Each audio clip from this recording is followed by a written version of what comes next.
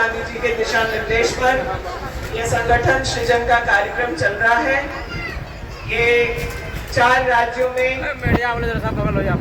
इस कार्यक्रम को किया जा रहा है, जिसके तहत जिला में कौन प्रतिनिधित्व करेगा संगठन का, इस पर रायशुमारी की जा रही है।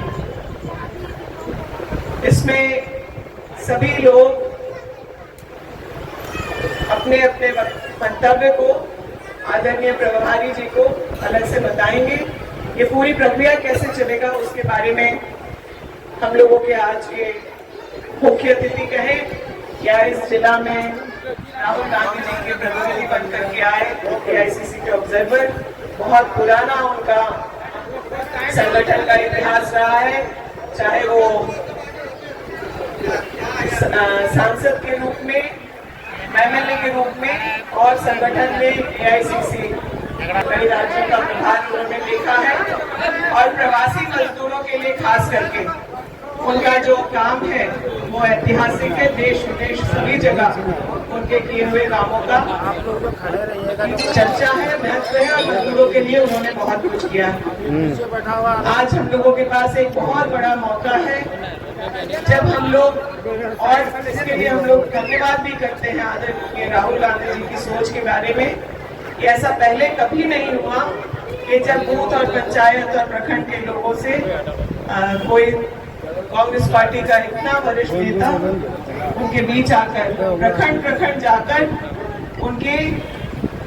उनका क्या मंतव्य है, उनका क्या विचार है, वो जानने का प्रयास कर रहे हैं। राहुल गांधी जी दिन रात भाजपा से किस तरीके से लड़ रहे हैं वो आप सब लोग के सामने है।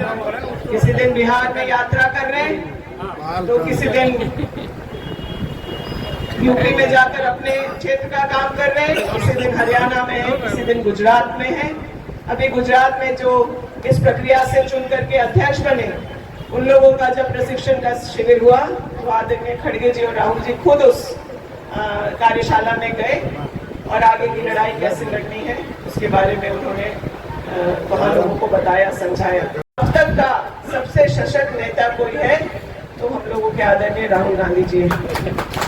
कृषि ऋण माफी पर अगर भाजपा को यूटर्न दिलाना हो या फिर जातिगत जनगणना का फैसला करवाना हो या GST पर, तो पहले से ही राहुल जी 9 साल पहले से ही बता रहे थे लोगों को कि आप लोग जिस तरीके से लागू कर रहे हैं वह सही नहीं, सही तरीका लागू करने के लिए आपको 2 टैक्स का स्लैब होना चाहिए। इस प्रकार से कई उपलब्धियां हैं। जब राहुल जी ने चाइना के बारे में, पाकिस्तान के बारे में, देश की अर्थव्यवस्था के बारे में सदन में खड़े होकर के कहा हो और वही सच हुआ। कोरोना के वक्त भी उन्होंने देश को आगाह किया था, वैक्सीन के बारे में भी आगाह किया था, लेकिन भाजपा को तानाशाही करना है, सभी के बातों को सुनना समझना नहीं है, इसलिए हर निर्णय में विलंब कर रहे हैं और उसका नुकसान भी देश को सहना पड़ रहा है। लेकिन ये करने की जिम्मेदारी अकेले राहुल गांधी जी की नहीं, हम सबको अपने अपने हिस्से का मेहनत, संघर्ष इस देश को बनाए रखने के लिए करना है। उसके लिए एक संगठन होना चाहिए। एक प्रभावी संगठन नहीं होगा तो किसी मुद्दे को लेकर के हम लोग सड़क पर नहीं पहुंच पाएंगे।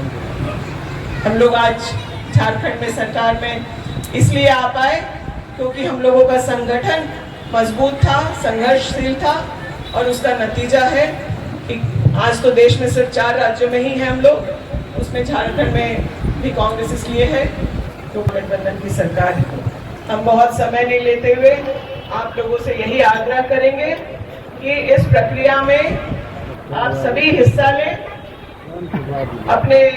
अपनी बातों को निर्भीक तौर पर, अपने मंतव्य को, अपने विचार को रखें, क्योंकि अगर आप ये काम ईमानदारी से करेंगे तो जो चयन इस जिला में अध्यक्ष का होगा वो वैसा होगा जैसे राहुल गांधी जी की सोच है या फिर संगठन को संभालने वाले के बारे में उनकी सोच है। महिलाएं हैं, मुखिया संघ के लोग यहाँ हैं, पंचायत समिति प्रमुख प्रतिनिधि भी यहाँ पर हैं और SC OBC कमेटी के भी लोग हैं, क्योंकि संख्या बहुत है यहाँ पर। यह खुशी की बात है। हम आप लोग को धन्यवाद और सराहना भी करते हैं कि आप लोग हर पंचायत, हर गांव से आज यहाँ पहुंचे हैं लेकिन संख्या अधिक होने के चलते हमको लगता है कि कुटिया सर सामने वाले ऑफिस में पहले महिलाओं से ST committee, SC committee, OBC committee और उसके पहले मुखिया संघ के लोगों से बात कर लेंगे। उसके बाद फिर जो है अन्य लोगों का होगा। पीसीसी की तरफ से पर्यवेक्षक आदरणीय श्यामल किशोर सिंह जी हैं, जो अभी कुछ मिनट में यहाँ बैठेंगे। और मेरा निवेदन है कि इस परिसर में कहीं एक और जगह सुनिश्चित किया जाए, अगर संभव हो तो पीछे वाले कमरे में, ताकि वहाँ एक और 2 जगह या विचार लेने का काम हो सके।